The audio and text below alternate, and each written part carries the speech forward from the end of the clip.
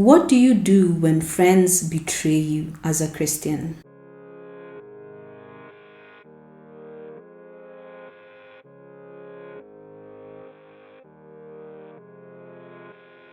Hi, my name is Mary. One of the realities of relationship and fellowship, especially in church and in Christian community, is that sometimes relationships are not always linear. Even at the best of times with the best of people, disagreements crop up, issues crop up, sometimes even betrayal crops up. There are times when the enemy will unfortunately get a foothold in our relationships through the people that we're in relationship with. Sometimes those people are friends that we dearly love and respect. What do you do then? How do you navigate that situation and still maintain a testimony of honor and of love? Now, I'm not speaking about things that are ethereal and up in the air for me. Over the years, if you are Christian long enough and you're human long enough, you're going to have a disagreement or two with the friends that you have. It's part and parcel of life as a human and as a Christian. And unfortunately, what happens, especially within Christian circles, is that we hide behind this whole thing of we are Christian and these things don't really happen to us, but in actual sense they are happening, and we are trying to stick our heads in the sand like ostriches and pretend the issues aren't there. Yet they are, and because they are there, they are actually even glaringly obvious, and they are affecting not only our friendships with one another, but even in our relationship with God. Remember one of the things that Jesus said about prayer and about giving, where if you find that you're about to make an offering to the Lord and you realize that you have a debt or have something that you've not cleared with your friend, with your neighbor, you need to go sort that out before you come and present your offering before the Lord. So you can be as Christian gets, and maybe the issue at hand was not your fault as far as you're concerned, but the fact that there is still an unresolved matter between you and your friend means that there are certain dimensions of the Lord, there are certain aspects of His presence that are not accessible to you because of the state your heart is in. How do you navigate these conversations? One, ask the Lord to help you take responsibility for your part in all of this. What do I mean by that? Don't make it a blame game, because that's a quick road that ends up nowhere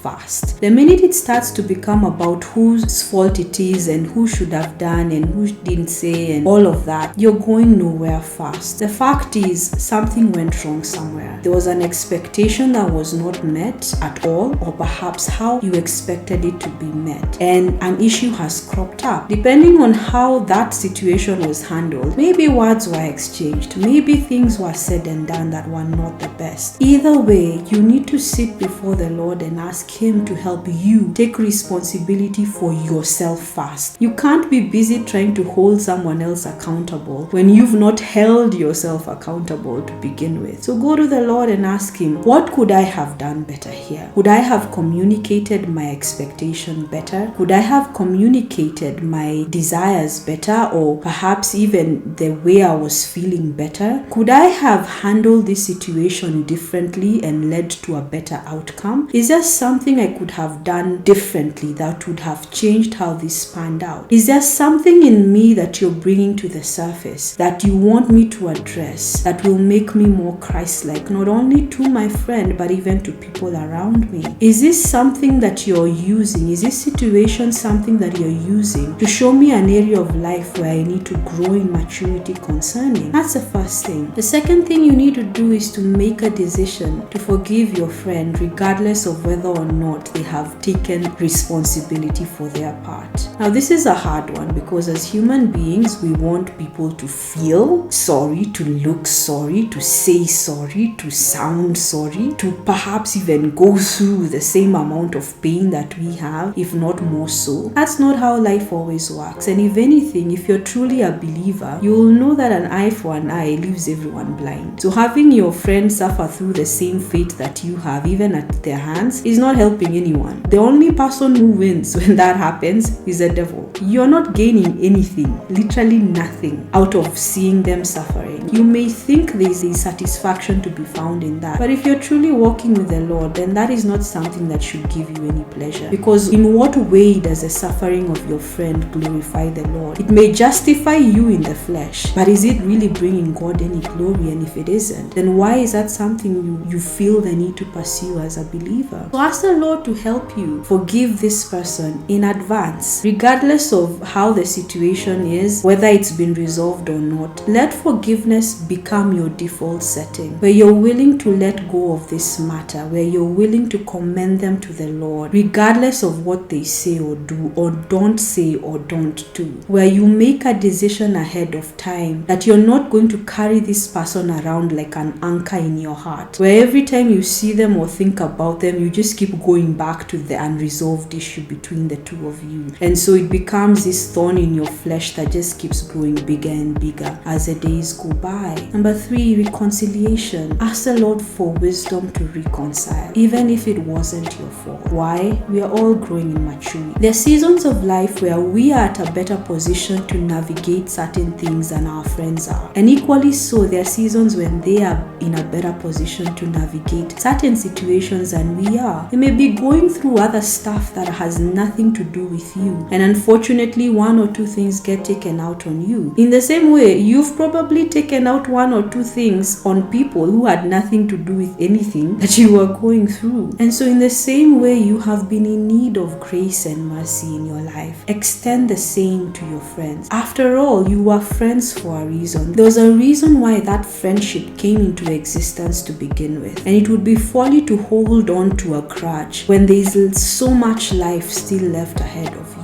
And so try your level best to make reconciliation. Ask the Lord for wisdom on how to go about it.